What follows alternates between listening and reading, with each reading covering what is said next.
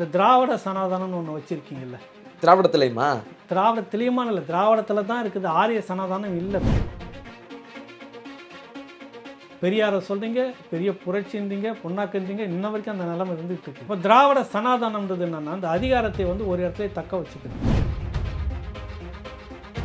உயர்கல்வித்துறை அமைச்சர் கொடுத்துருக்காங்க. வெப்ப முட்டை அமைச்சராக எடுத்து கொடுத்தீங்க. நீங்கள் இந்த கேள்வி கேட்குறீங்க, கோவத்தை கிளறாதீங்க தம்பி. என்ன அசிங்கமா இல்லை, உங்களுக்கு வெக்கமா இல்லை? ஜனநாயகம் பெருமையா சொல்லிக்கிறாங்களே. பெருமையா? நீ அசிங்கப்படும் முதல்ல இந்த மாதிரி சொல்றதுக்கு. என்ன உனக்கு வெக்கமா இல்லை?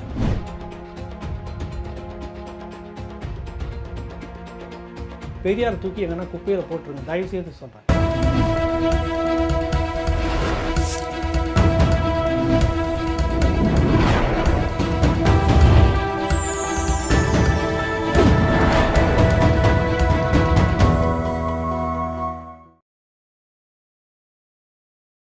சேனல் 5 தமிழ் நேயர்களுக்கு வணக்கம்.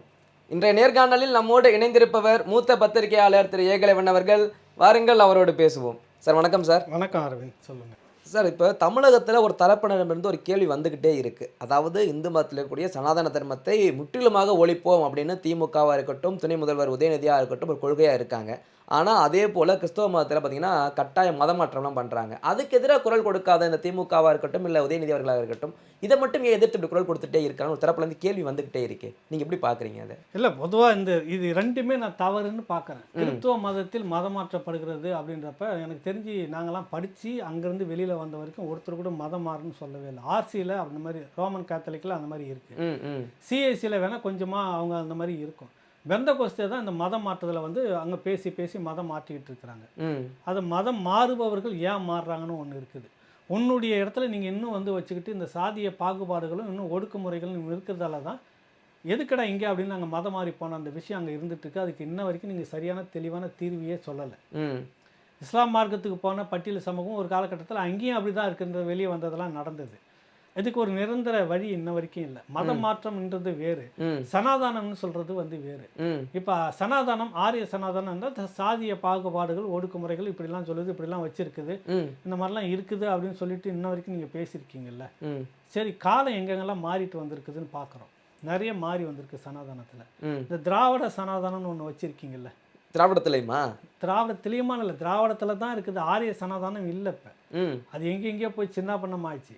நியாயப்படுத்துகிறவனே பார்ப்பானுக்கு சப்போர்ட்லாம் சொல்லாதீங்க. ஏன்னா பார்ப்பனர்களுடைய காலை பிடிச்சி ஆட்சிக்கு வந்து பார்ப்பனர்களுடைய அனுசரினில் இன்னைய தேதி வரைக்கும் ஆட்சி நடத்துறது நீங்கள் தான். அதனால் என்ன ஏகலைவனை சொல்லக்கூடாது. நான் அப்படி சொல்கிறேன்னு, நான் வந்து பார்ப்பனர்களுக்கு அடியாலோ கூலியாலோ கிடையாது. நீங்கள் தான் எல்லாமுமாக இருக்கிறீங்க, அதை நான் சொல்லிடுறேன். அந்த பார்ப்பனர்கள்கிட்ட இந்த ஆரிய சனாதானன்றீங்க. இப்போ ஒரு கோயில் இருக்குது, கோயிலில் வந்துட்டு இந்த கோயிலுக்குள்ளே போகக்கூடாதுன்னு பூட்டு போடுறது யார்? பார்ப்பன சமூகம்லாம் சேர்ந்து வந்து பூட்டு போடுறதா, இல்லை பார்ப்பனர்களுக்கு கீழே இருக்கக்கூடிய இடைசாதிகள் வந்து பூட்டு போடுறாங்களா? அந்த இடைசாதிகளுடைய ஒரு ஒட்டுமொத்த அதிகாரத்தில் இருக்கக்கூடிய திமுக நீங்கள் வந்து நாங்கள் வந்து பெரியார் வழி வந்தவர்கள்னு பூட்டை உடைச்சிட்டு நீங்களும் வாங்கன்னு கோயிலுக்கு கூப்பிட்டுட்டு போகிறீங்களா, இல்லை பூட்டை நிரந்தரமாக பூட்டிட்டு கோர்ட்டில் போய் பார்த்துக்குன்னு சொல்கிறீங்களா? அப்போ இதுக்கு ஆரிய சனாதானத்தை விட திராவிட சனாதானம் எந்த அளவுக்கு மோசன்றது இல்லை. இப்போ சமீபத்தில் வந்துட்டு தோழர் சிவசுப்ரமணியம் எழுதின பத்திரிக்கையில் எழுதின தோழர் தமிழரசனுடைய தொகுப்பை 2 தொகுப்பு படிச்சுட்டேன். அதை படிக்கிறப்ப அது தமிழரசன் இருந்திருந்தால் ஒரு வேலை இவர்களுக்கெல்லாம் இன்றைக்கி வேலை இருந்திருக்காதோ, இப்படி பிழைப்பு நடத்துகிற வேலை இருந்திருக்காதோ அப்படின்னு தோணுது. மனசு முழுக்க ஒரு ஆதங்கம் இருக்குது. அப்படி தோணுது இருக்குதுன்னா, சாதிய கட்டமைப்புகள்லாம் வந்து பேசிக்கிட்டு வசனம் பேசிக்கிட்டு ஓட்டு கேட்டுன்னு தெரியல தமிழரசன் தோழர் அவருடைய தோழர்களும் அதை வந்து நடைமுறையில் சாத்தியப்படுத்திக்காரு. ஒன்றும் பார்த்தீங்கன்னா கண்ணு கலங்குது, நெஞ்செல்லாம் பதவதைக்குது. இப்படி ஒரு சமூகம் வராமல் போயிடுச்சு அப்படின்னு சொல்லிட்டு வன்னியர் சமூகத்தினுடைய எல்லா நிகழ்வுகளும் ஒரு பட்டியல் சமூகத்தினுடைய தலைமையில் நடந்திருக்குது. பட்டியல் சமூகத்தினுடைய எல்லா துக்க சந்தோஷ நிகழ்வுகளும் ஒரு வன்னியர் சமூகத்தினுடைய தோழருடைய தலைமையில் நடந்திருக்கு. பல ஊர்களை பல மாவட்டங்களை அந்த மாதிரி மாற்றி வச்சுன்னு இருக்கிறாங்க. இதெல்லாம் ஏன் மாறுச்சு? இன்றைக்கி ஏன் அப்படி வந்து இருக்குது? பெரியாரை சொல்கிறீங்க, பெரிய புரட்சின்றீங்க, பொன்னாக்குன்றீங்க, இன்ன வரைக்கும் அந்த நிலைமை இருந்துகிட்டு இருக்குது.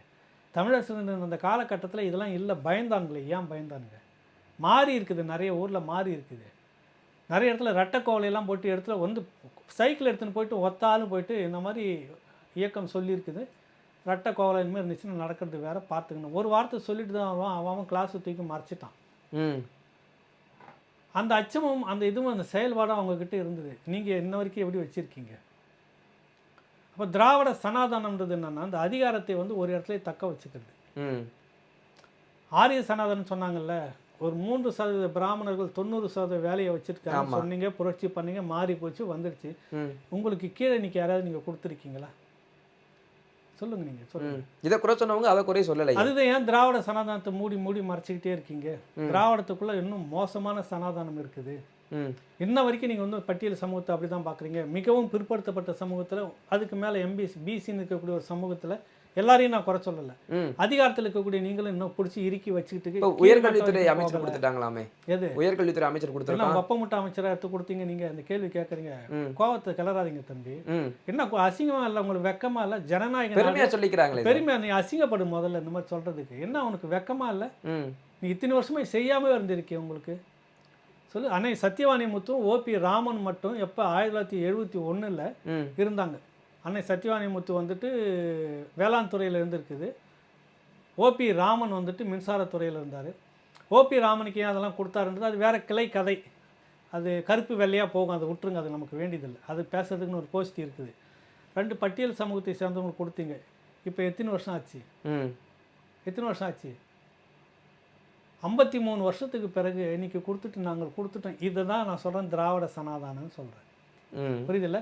53 வருஷத்துக்கு இந்த பட்டியல் சமூகத்தில் இருக்கிறவங்களுக்கு ஒரு உயர்ந்த இடத்த நீங்கள் பதவியை கொடுத்துட்டு, அதாவது ஒரு முன்னணியில் இருக்கக்கூடிய பதவி, அது பேர் முதல்வர், துணை முதலமைச்சர் பதவி, நிதித்துறை, வருவாய்த்துறை, உயர்கல்வித்துறை, இப்படி ஒரு பட்டியல் சீனியாரிட்டி பிறகு இருக்குது. பணம் நிதி எதுக்கு அதிகமாக ஒதுக்குறாங்களோ அவங்க எல்லாமே வந்துக்கிட்டு இருப்பாங்க. இப்போ நீங்கள் அந்த பட்டியல் சமூகத்தை அல்லது மிகவும் இருக்கக்கூடிய இந்த மாதிரி ஒடுக்கப்பட்ட ரொம்ப சிறுபான்மை சமூகத்துக்கு இருக்கிறவங்களுக்கு தான் இது பார்த்தீங்கன்னா ஆதி திராவிட நலத்துறை, அப்புறம் இந்த எதனா ஒன்று இந்த உப்பு சப்பு இல்லாத துறையாக கொடுத்துக்கிட்டு இருக்கிறீங்க. 53 வருஷமாக அரை நூற்றாண்டு கடந்துட்டு இன்றைக்கி நாங்கள் செய்துன்னு சொல்கிறதுக்கே நீங்கள் முதல்ல வெக்கப்படணும், வேதனைப்படணும். அது பெரியார் தூக்கி எங்கன்னா குப்பையில் போட்டுருங்க, தயவுசெய்து சொல்கிறேன். நான் அவரை மதிக்கிறேன், நீங்கள் அப்படி போட்டிருக்கீங்க, அவரை கேவலப்படுத்திருக்கீங்க. பெரியாருடைய பிரச்சனையை பிரச்சாரத்தை நீங்கள் தலையில் தூக்கி வச்சுருந்தீங்கன்னா இந்த 50 வருஷமும் வருஷம் நீங்கள் செய்திருக்கணும். ஒரு 5 ஆண்டுகளுக்கு நீங்கள் செய்திருக்கணும்.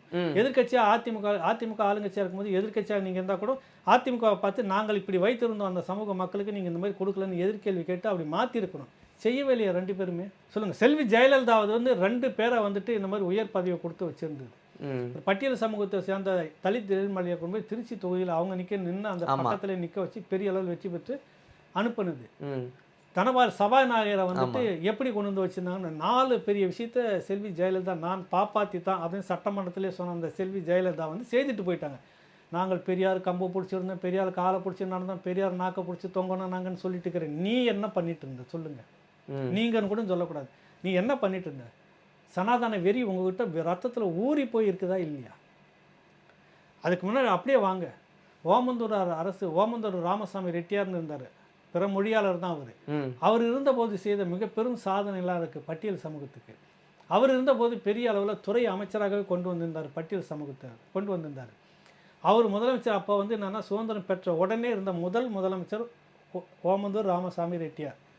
சென்னை ராஜதானி பிரிக்கப்படாத சென்னை ராஜதானி 1947 56 தான் பிரிக்கிறாங்க. அந்த காலகட்டத்தில் திருப்பதி தேவஸ்தானம் இருக்குதுல்ல, ஆமாம், அந்த தேவஸ்தானத்தில் ஒரு ஒடுக்கப்பட்ட சமூகத்தை சேர்ந்த குலசேகர தாஸ், அயோத்திதாச பண்டிதர், ரட்டமலை சீனிவாசனுடைய ரிலேட்டிவ்னு சொன்னாங்க. அவரை கொண்டு வந்து அந்த திருப்பதி தேவஸ்தானத்தினுடைய அறங்காவலர் குழு தலைவராக நியமித்திருந்தார். யாருக்காவது தெரியுமா? அது திராவிடர்கள் உங்களால் செய்ய முடியுமா? இந்த அறநிலையத்துறைக்கு சேகர் பாபா தூக்கிட்டு ஒரு பட்டியல் சமூகத்தை சேர்ந்து நீங்கள் உங்களால் பண்ண முடியுமா? சேலஞ்ச் இருக்கா? மீச வச்ச ஆம்பளை தானே பெரியாரை சொல்லிட்டு சொத்துறீங்கல்ல, ஒரு முறை நீங்கள் சாதித்து காட்டிடுங்க, உங்கள் காலில் நான் விழுந்துடுறேன். விமர்சிக்கவே இல்லை, இனிமேல் பெரியாரையும் விமர்சிக்கல, உங்களையும் விமர்சிக்கல. என்ன பித்தலாட்டம் பண்ணிட்டு இருக்கீங்க? 420 வேலை இது நீங்கள் பண்ணுறது. இல்லை சார், 2016 மது விலக்குன்னு சொன்னதுக்கே 30 தொகுதியில் வாக்கு போச்சு எங்களுக்குன்னு சொல்கிறாரு அமைச்சர். அப்படி இதை பண்ணால் மொத்தமாக ஆட்சி. அப்புறம் ஏன் பெரியாரை சொல்லிட்டு இருக்கிறீங்க? ஏன் அண்ணாவை சொல்லிட்டு இருக்கீங்க? சொல்லுங்கள், ஏன் சொல்லிட்டு இருக்கிறீங்க? எனக்கு அது ஒன்று, நீங்கள் அதை விட்டுருங்க. காலாவதி ஆகிவிட்டது பெரியார் கொள்கை நீங்களே சொல்லிடுங்க. நான் சொல்லலை, நீங்களாவது சொல்லிடுங்க. காலாவதி ஆகிவிட்டது, இனி பெரியார் கொள்கையை பேசி கொண்டு முடியாது. அதை அப்டேட் பண்ணுறாங்களே திராவிட மாடல்னு. என்ன திராவிட மாடல்லையும் பெரியார் வருது இல்லை? வீரமணி அவர்கள் சொல்லட்டும், பெரியார் கொள்கை காலாவதி ஆகிட்டு நாங்கள் அந்த ட்ரஸ்ட் பணத்தை மட்டும் வச்சுக்கிட்டு ஏதோ வட்டிக்கு விட்டு நாங்கள் குழப்பம் நடத்திக்கிட்டு இருக்கிறோம் அப்படின்னு நீங்கள் சொல்லிவிடுங்க. வெளிப்படையாக நான் பேசுகிறேன். நேருக்கு நேராக நேர்மையான விமர்சனத்தோடு விமர்சனம் வைங்க. புறம் பேசாதீங்க, அவதூறை பேசாதீங்க. இந்த மாதிரி 420 வேலையெல்லாம் செய்யணும். விவாதம்னு வந்துருங்க. குலசேகரன் தாஸ், ஓமந்தூர் ராமசாமி ரெட்டியார் செய்தது இன்ன வரைக்கும் உங்களால் சாதிக்க முடியலையே சொல்லுங்கள். திருப்பதி தேவஸ்தானன்றது எப்படிப்பட்ட இடம்னு உங்களுக்கு தெரியும். ஆமாம், வச்சிட்டு இருந்த அவர் வச்சு சாதனை செய்தார். இதை சொல்கிறது நான் சொல்லலை, உங்கள் கூட கூட்டணியில் இருக்கக்கூடிய காங்கிரஸ் அந்த கட்சியை சேர்ந்த செய்தி தொடர்பாளர் திருச்சி வேலுசாமி அவருடைய அரசியல் ஆடுகள்னு ஒரு புத்தகம் வேலை நடந்துக்கிட்டு இருக்குது. அந்த புத்தகத்தில் இதெல்லாம் வருது. சொல்லுங்கள், உங்களால் சாதிக்க முடிஞ்சதா? இந்த அறநிலையத்துறைக்கு நாங்கள் வந்து இதை விட பெரிய ரெவலேஷன் பண்ணுறோம், பெரிய புரட்சி பண்ணுறோம். சேவகர் பாபா தூக்கிட்டு உங்கள் கட்சியில் இருக்கக்கூடிய அட்டவணை பிரிவை சேர்ந்த ஒரு சட்டமன்ற உறுப்பினர் கொண்டு அந்த மந்திரி பதவியில் உட்கார வை, நீங்கள் பெரியாருடைய உண்மையான வாரிசு தான் அப்படின்னு நான் சொல்லிக்கிறேன். இல்லைனாக்கா நாஞ்சில் மனோகரன் எழுதுகிற மாதிரி அந்த கவிதை வந்து அவர் வேற ஒரு அர்த்தத்துக்கு சொன்னார், நம்ம இந்த அர்த்தத்துக்கு சொல்கிற மாதிரி ஆகிடும். வேணாம், அது பேசினா இன்னும் பெரிய அளவில் அவங்க கொதிப்பு வரும். என்ன நீங்கள் பேசிட்டு இருக்கிறீங்க, சரி விட்டுருங்க. அதுக்கு அடுத்தது உடனே காமராசர் வந்தார், பெருந்தலைவர். ஆமாம். அதுக்கு முன்னாடி ராஜாஜி இருந்தப்ப முனுசாமி என்கிற ஒருத்தர் அட்டவணை பிரிவை சேர்ந்த அமைச்சர் ஆக்கிட்டு பழனி கோயிலுக்கு போகிறாரு. பழனி கோயிலுக்கு போகிறப்ப எனக்கும் பரிவட்டம் கட்டுற மாதிரி அவருக்கும் கட்டணுன்னு அதெல்லாம் தடுக்கிறாங்க, மறுக்கிறாங்க. அவங்க நான் முதன்மை அமைச்சர், நான் சொல்கிறத செய்யின்ட்டு மிரட்டி செய்ய வைக்கிறாரு. தண்ணி ஊற்றி கோயிலெலாம் கழுவிட்டு தீட்டு கழிக்கிறன்ற பேரில் கழுவிட்டு காந்தி கிட்ட ஓடுறாங்க. காந்தி கிட்ட போய் இன்னும் அவங்க சம்மந்தி இப்படிலாம் பண்ணுறா, அப்படிலாம் செய்துட்டு இருக்கிறான். எல்லாம் யாருன்னா இந்த இடைப்பட்ட சாதி திராவிடம் சொல்கிறாங்கல்ல, அந்த திராவிட சாதிங்க தான் செய்கிறாங்க. ஆனால் பழி வந்து ஆரியருக்கு அவர் என்ன சொல்கிறாரு, என்ன அப்படி செய்கிறாரு யார், ராஜாஜி இப்படிலாம் செய்கிறார். அவர் குலக்கல்வி கொண்டு வந்தார், தப்பு, நம்ம கண்டிக்கிறோம். அவர் செய்த பல நன்மைகள் நீங்கள் பேசாதவே மறைச்சது அயோக்கியத்தனம். புரியுதுல உங்களுக்கு? இப்போவும் சொல்கிறேன், அவர் கொண்ட குலக்கல்வி வந்து ஏற்க முடியாது, கண்டிக்கக்கூடியது, மறுக்கக்கூடியது. அவர் செய்த சாதனைன்னு இருக்குல்ல, ஏன் அதை பேச மாட்டேங்கிறீங்க? சரி, அங்கே போனோடனே காந்தி கூப்பிட்டு என்னப்பா பெரிய பிரச்சனை, அங்கே வந்து கட்சி வளர்க்குறத ஏன் அப்படிலாம் வந்துட்டு இருக்கிறீங்க, இப்படிலாம் செய்யலாம்னு கேட்ட உடனே சுதந்திரத்துக்காக போராடிட்டு இருக்கிறோம். 20% மேலே அவன் நிற்கிறான், முன்னாடி களத்தில் இருக்கிறான். அந்த சுதந்திர போராட்டத்தில் அவங்களுடைய பங்களிப்பு ரொம்ப ரொம்ப முக்கியம். அவங்கள தவிர்த்துட்டு நம்மளால் முன்னெடுத்துட்டு போக முடியாது. அப்படின்னா அவங்க மேலே நம்ம மேலே அவங்களுக்கு நம்பிக்கை வரணும். நம்பிக்கை வர்றதுக்கு இதுக்கு முக்கியமான இடமா பட்டுச்சு. கோயிலுக்குள்ளே அவனை சமமாக நடத்துகிறப்ப தான் அவனுக்கு இதுன்னு காந்திக்கே அந்த இடத்துல புத்தி தெளிய வச்சது ராஜாஜி. அப்புறம் தான் காந்தி சொல்கிறாரு, ஆலய நுழைவு போராட்டம் பார்ப்பனர்கள் தலைமையில் நடத்தணும்னு. ஸ்ரீவில்லிபுத்தூர், மதுரை, முக்கியமான கோயில் ஸ்ரீரங்கம் எல்லாத்தையும் நடக்குது. பார்ப்பனர்கள் தலைமையில் நடக்குது. பெரியார் அதற்கு போகலை. மதுரையில் நடக்கிறப்ப நிற்கிறார், வந்து பெரிய அளவில் ஜாம்பவனாக நிற்கிறார். யார்? தேவரையா. சில பேர் வந்து தடுக்கணும்னு சொல்கிறானுங்க, முடியுமான்னு கேட்குறாங்க. என்னை மீறி தாண்டா அதெல்லாம் நடக்கணும், வரவும் வாடான்னு சொல்லிட்டு குறுக்கால நின்று நோட்டீஸ் அடித்து போட்டு ஆலய நுழைவு போராட்டத்துக்கு ராஜாஜி தலைமையில் பார்ப்பனர்கள் தலைமையில் நடக்கிற அங்கே வைத்தியநாத ஐயர் அங்கே பொறுப்பு, அதுக்கு துணையாக நின்றுது. அது நீங்கள் எங்கே போய் பதுங்கிட்டு இருந்தீங்க? தேவரையா நிற்கிறாரு. தேவரையா நிற்கிறாரு, பெரியார் நிற்கல. ஜாதிக்குள்ள இருக்காரு தேவரையா. அவர் சாதி தலைவராக மாற்றிட்டீங்க. இந்த மாதிரி விஷயத்தை செய்யாத பெரியாரை பொது மனிதனாக மாற்றிட்டீங்க. இந்த மாதிரி மக்களுக்காக ஒடுக்கப்பட்ட மக்களுக்குன்னு சப்போர்ட் பண்ணி நின்ற தேவரையா சாதி வெறியராக மாற்றிருக்கீங்க. அதான் திராவிட சூழ்ச்சின்னு நான் சொல்ல வரேன். இன்ன வரைக்கும் அவரோட மகத்தான ஒரு பெரிய தலைவரை நீங்கள் பார்த்துருப்பீங்களா? சமத்துவமான ஒரு தலைவரை பார்த்துருக்க முடியுமா? இறுதி வரைக்குமே அது அவர் மேலே பழி வந்த பிறகும் கூட அந்த சம்பவம் நடந்தது. அதுக்கான அடிப்படை காரணம் வேறு. அதுக்கு பிறகும் கூட பட்டியல் சமூகத்தை நிற்க வச்சு வெற்றி பெற வைக்கிறார். தன்னுடைய நிலங்களில் பெரும்பகுதி அந்த மக்களுக்கு கொடுத்து உழுதுக்க சொல்லி கொடுத்துட்டு போகிறாரு. அவரை போய் நீங்கள் சாதி தலைவராக்கினீங்க. அதை விட 100 சாதி கலவரத்தை நடத்தின நீங்கள் வந்து பொது மனிதராக வந்துடுவீங்க. இது என்ன வந்து வேட்டைக்காடு மாதிரி போயிடுச்சு. உங்களை கேட்க ஆள் இல்லை. கேட்குறவனை முழுக்க ஏதாவது சொல்லி காம கலியாட்டங்கள் உள்பட்ட பட்டங்கள் கட்டி வெளியில் ஒழிச்சிட்டு இருப்பீங்க. இது வரைக்கும் பட்டியல் அப்படி தான் போயிட்டு. நேர்மையாக உங்களால் பண்ண முடியாது. உங்களால் அந்த மாதிரி நேர்மையாக பண்ணவே முடியாது, எதிர்க்கவே முடியாது. ஏதாவது புறம் பேசி அவனை வந்து பேசி மட்டம் தண்ணி அவனை மக்கள்கிட்ட இருந்து அப்புறப்படுத்துறது மட்டும்தான் நீங்கள் செய்துட்டு இருந்தீங்க. அன்னையிலேருந்து இன்ன வரைக்கும் அதான் திராவிடம் பண்ணுது. அப்போ வந்து ராஜாஜி அந்த சாதனையை பண்ணிட்டு போனார். காமராஜர் வந்த உடனே கக்கன்ங்கிற ஒருத்தர் வந்து அன்னைக்கு வந்து பணம் கொழிக்கிற பொதுப்பணித்துறை, வேளாண் துறை, காவல்துறை இப்படி எல்லாம் அவர்கிட்ட கொடுக்குறாரு. அது பிற்பாடு வந்து பரமேஸ்வரன்ங்கிற ஒருத்தர் வந்து பட்டியல் சமூகம் இந்து அறநிலையத்துறை அமைச்சராக ஆக்கி எந்த கோயிலுக்குள்ளே ஒன்று நுழைஞ்சா தீட்டுன்னு சொல்கிறான்னு அந்த கோயிலுக்குள்ளே போய் பரிவட்டம் கட்டுறான்னு சொல்லிட்டு கையை கட்டின்னு கம்பீரமாக பின்னாடி நின்று வேடிக்கை பார்த்தார். எங்கேயாவது வந்து நாங்கள் தான் செய்தோம், தாழ்த்தப்பட்ட மக்களுக்கு நாங்கள் தான் இப்படி செய்தோம்னு சொல்லிட்டு அது சொல்வது வெக்கக்கேடு, வேதனையானது, அவமானமானதுன்னு அந்த பெருந்தலைவர் காமராஜர் நினச்சா. நீங்கள் என்ன பண்ணுறீங்க? நாங்கள் தான் அர்ஜென்ஸுக்காக செய்தோம், நாங்கள் தான் இப்படிலாம் செய்தோம். காமராஜர் செய்தது நீங்கள் இன்ன வரைக்கும் செய்யவே இல்லையே. கேட்டால் பெரியாருக்கு உடனே எடுத்துக்கோங்க. பெரியார் வந்து காமராஜர்கிட்ட சொல்லி தான் நடந்தது. அப்போ பெரியார் காமராஜருக்கு சொல்லி நடந்துச்சுன்னா பெரியார் உங்ககிட்ட சொல்லவே இல்லையா? அண்ணாகிட்டையும் பெரியார்கிட்டையும் கருணாநிதிக்கிட்டையும் ஸ்டாலின்கிட்டையும் சொல்லலையா? அந்த கொள்கையை சொல்லலையா? அவர் ஆக்கிட்டாருன்னு சொன்னோன்னே பெரியார் சொல்லி தான் அவர் ஆக்கினார். அப்புறம் பெரியார் சொல்லி அண்ணா ஏன் செய்யலை, கருணாநிதி ஏன் செய்யலை? ஏன் இந்த அறநிலையத்துறைக்கு ஒருத்தர் நீங்கள் கொண்டு வந்து இந்த பட்டியல் சமூகத்தை வந்து வைக்க முடியல? எதுக்கு சொல்ல வேணா, அந்த ஆரிய சனாதனத்தை விட ஒழிக்கப்பட வேண்டியது திராவிட சனாதனம் தான் முக்கியம். எங்கே பார்த்தாலும் குறுக்கால வந்து நின்றுட்டு எல்லாம் செய்யறது திராவிட சனாதனம் தானே ஒழிய ஆரிய சனாதனம் எங்கேயுமே கிடையாது. உங்களுக்கு புரியுதில்லை? உங்களுக்கு அது ஏதோ ஒன்று இப்போ கொண்டு வந்து நோட்டீஸ் அடித்து மனு தர்மம் அது இதுன்னு கொடுத்தீங்க 1,00,000 பேருக்கு. யாராவது போய் வெளியில் கேளுங்களேன், என்னங்க மனு தர்மம் என்ன சொல்லுது? மனு தர்மம் என்ன சொல்லியிருக்குது? எனக்கு இங்கே இருக்கிற இந்த இவன் தாங்க குறுக்கால, இந்த சாதி வெறிங்க தாங்க குறுக்கால நிற்கிறான், வந்தாங்க எனக்கு பிரச்சனை, அதான் சொல்லுவான்.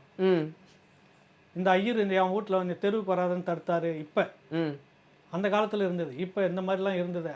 ஐயர்கள் செய்ததுக்கு துணை போனதே இந்த சாதி வெறியர்கள் தான். அன்றைக்கி இடை சாதின்னு இருக்கிறாங்களே அவங்க தான் எல்லாமே போனாங்க. இல்லைன்னா தனித்து சிறுபான்மையினர் தானே, அவங்க எப்படி இதெல்லாம் செய்ய முடியும்? அப்போ அந்த அழிச்சாட்டியத்துக்குலாம் துணை போனதே உங்களை மாதிரி திராவிட இடைசாதிகள் தானே. அதையும் பேசு, பெருசாக வந்து பேசுகிறீங்க நீங்கள் ஆரிய சனாதானன்னு. 10 மடங்கு 100 மடங்கு திராவிட சனாதானம் உங்ககிட்ட இருக்கு. நீங்கள் அதை உடைங்க. சும்மாங்கிட்டையும் அதை காட்டிக்கிட்டு திருடன் ஓடுறான் நீங்களே திருடிட்டு அவங்க கூட ஓடுற மாதிரி இல்லாத ஒருத்தன் பேரை சொல்லிட்டு இருக்காதிங்க. இன்றைக்கி அதிகமாக இருக்கிறது, அதிகமாக ஒழிக்கப்பட வேண்டியது, அதிகமாக பேசப்பட வேண்டியது, அதிகமாக நடைமுறையில் இருக்கிறது திராவிட சனாதானம். அதை நீங்கள் முதல்ல புரிஞ்சுக்கணும். அமைச்சரவையில் திராவிட சனாதானம், திமுகவுடைய கட்சியில் திராவிட சனாதானம், உங்களுடைய அமைச்சர் செயல்பாட்டில் திராவிட சனாதானம், இப்போ எல்லாத்துலேயுமே இருக்குது. பணம் கொழிக்கிற ஏதாவது ஒரு 4 துறையை நீங்கள் கொடுத்துருக்கீங்களா? எதுக்கு சொல்ல வந்தேன்னா, 53 வருஷத்துக்கு பிறகு இன்றைக்கி இந்த மாதிரி வந்துட்டு ஒருத்தருக்கு நாங்கள் உயர்கல்வித்துறை கொடுத்துட்டோமே. உயர்கல்வி சொல்கிறீங்க பாரு, இந்த புத்தி. காமராஜர் சொன்னார், ஐயா தேவர் ஐயா சொன்னார், ஓபி இவர் சொன்னார், உங்களுக்கு ராஜாஜி சொன்னார், அதுக்கு முன்னாடி ஓமந்தூர் ராமசாமி ரெட்டியார் இப்படி சொல்லிட்டு இருந்தார். வெக்கமால உங்களுக்கு சொல்கிறதுக்கு எப்படி சொல்லு? என்ன ஒன்றை மாதிரி ஓட்டு அவங்களும் வச்சுருக்காங்க, உனக்கு இருக்கிற செல்வாக்கு அவங்களுக்கு இருக்குது, நீ மட்டும் கொழுத்து பாதையில் உட்காந்துருக்கோம், அவங்க உட்காரக்கூடாதான்னு கேட்டாக்கா நாங்கள் கொடுத்து விட்டோம், நாங்கள் தான் போட்டோம், நாங்கள் தான் பிச்சை போட்டோம். அவன் உங்களுக்கு பிச்சை போட்டு வாழ வச்சு நிற்கிறான். அதுதான் உண்மையை சொல்லு. இல்லை சார், அந்த நீங்கள் சொன்ன வார்த்தை வந்து பொருந்தது. நான் மனுஷனாக தான் பார்க்குறேன், ஆனால் நீங்கள் சொல்கிற அந்த வார்த்தையில் தான் எனக்கு வந்து எதுக்கு அதை தான் நான் சொல்ல வரேன். நான் என்னன்றேன், இப்படி ஏன் முதல்ல சொல்கிறேன்? செய்தா இருந்தாக்கா 50 வருஷத்துக்கு பிறகு எங்களை மாதிரி நிறைய பேர் வந்து கழுவி கழுவி கழுவி உங்களை ஊற்றின பிறகு இப்போ வந்து நாங்கள் வந்து இவரை போட்டிருக்கிறோம், ராமனை வந்து வந்து உயர்கல்வித்துறைக்கு போட்டிருக்கிறோம், போட்டுறீங்க, ஏன் பொன்முடி அங்கேருந்து மாற்றினீங்கன்னு பேசணுமா இல்லையா? பேசணுமா இல்லையா? ஏன் மாற்றினீங்க? அதுக்கு வரணும் இல்லை, அங்கே பேச மாட்டோம் நாங்கள், அங்கே நிறைய விஷயம் இருக்குது. உயர்கல்வித்துறை சிரிக்குது, இன்னைக்கு கேவலமாக போச்சு. புரியுதில்ல? அதுக்கு ஏதாவது சப்பக்கட்டு கட்டுன்னு சொல்லிட்டு ஒரு கொண்டு வந்து வைக்கிறீங்க. இதையே நாங்கள் கொண்டு வந்து விட்டோம்னா 50 வருஷமாக ஏன்டா செய்யலைன்னு கேட்டாக்கா, நாங்கள் இன்றைக்கி செய்துட்டோம், எங்களை மாதிரி யார் இருக்குதுன்னு கேட்டீங்கன்னா அது நியாயமான கேள்வி. அது சொல்லுங்கள். நீங்கள் எங்கேயாவது ஒரு விவாதத்தில் உட்காருங்க, நீங்களே கூட ஏற்பாடு பண்ணுங்கள், திராவிட தோழர்கள் வரட்டும் பேசுவோம். நான் யதார்த்தத்தில் கேட்குறேன், தெரியலைன்னா உங்கள்கிட்ட நான் மன்னிப்பு கேட்டு போகிறேன். இந்த நூற்றாண்டில் போயிட்டு இந்த காலகட்டத்திலையும் வந்துட்டு ஒரு அட்டவணை பிரிவினரை கொண்டு நாங்கள் உயர்கல்விக்கு வச்சு விட்டோம் பார்த்தீர்களான்னாக்கா எவ்வளோ பெரிய வெக்கைக்கேடு, வேதனையானது சொல்லு. அதிக பெரும்பான்மைக்கு நீ பிச்சை போடுற. இல்லை சார், இப்போ இந்த சமத்துவம் வந்து சனாதனத்தில் வருமோ? ஏன்னா இப்போ பிரகாஷ் ராஜ் பேசியிருந்தால ரீசெண்டாக, நமது துணை முதல்வர் சமத்துவம் பேசி கொண்டிருக்கிறார், அண்டை மாநிலத்தின் நம்ம துணை முதல்வர் வந்து ஏதோ பேசி கொண்டிருக்கிறார் அப்படின்னு சொல்கிறார். இவங்க சொல்கிற சமத்துவம்னா எது? இல்லை சரி, என்ன நீங்கள் சமத்துவத்தை என்ன பேசுகிறீங்க சொல்லு, எதில் சமத்துவம் சொல்லுங்கள், சும்மா பேருக்கு சொல்லுங்கள். என்ன சமத்துவம் சொல்லுங்கள், பேராசிரியர் ஐயாவை நான் கேட்குறேன்.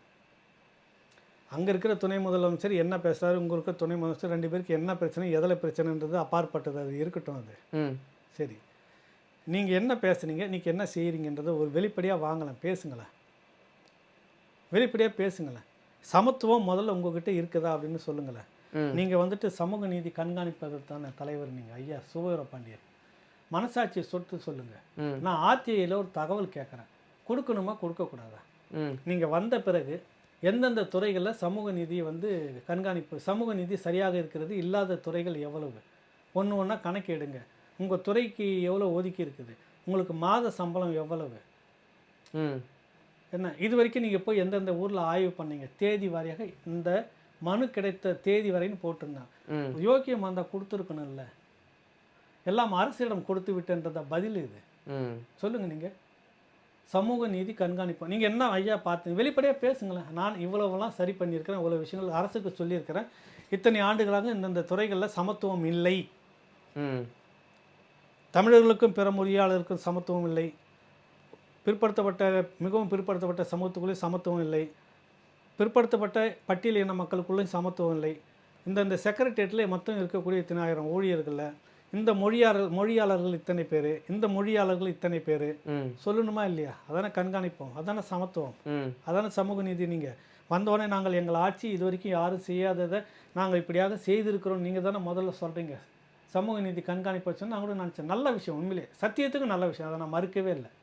ஐயா செயல்பாடு செய்கிறாருன்னா அதை உண்மையிலே மறுக்கலை. நான் அவர் சொல்கிறேன், அவர் செயல்பாடு அந்த மாதிரி இருந்ததுன்னா ஏற்கக்கூடியது, அதை நான் மறுக்கலை, கொண்டாடணும். ஆனால் என்ன ரிசல்ட்டு?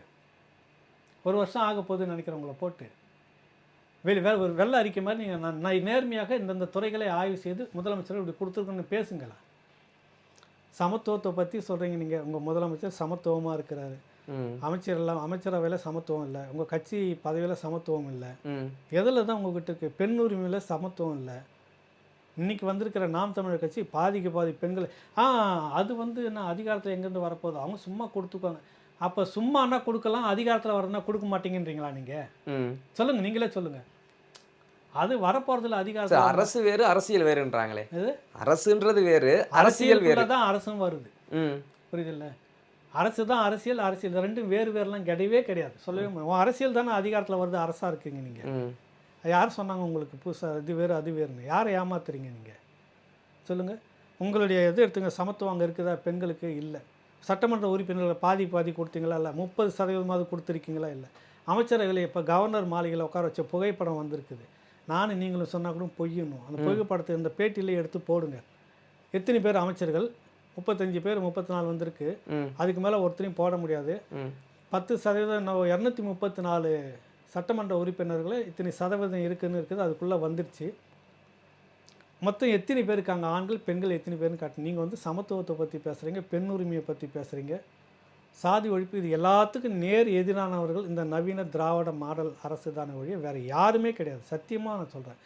ஆளானப்பட்ட நீங்கள் எதிர்த்து பேசுகிறதா சொல்லி அரசியல் பண்ணுறீங்களா? அந்த பாரதிய ஜனதா கட்சியில் கூட ஒரு நேர்மை இருக்குது, அதை ஆதரிக்கிறதுன்னு சொல்லலை.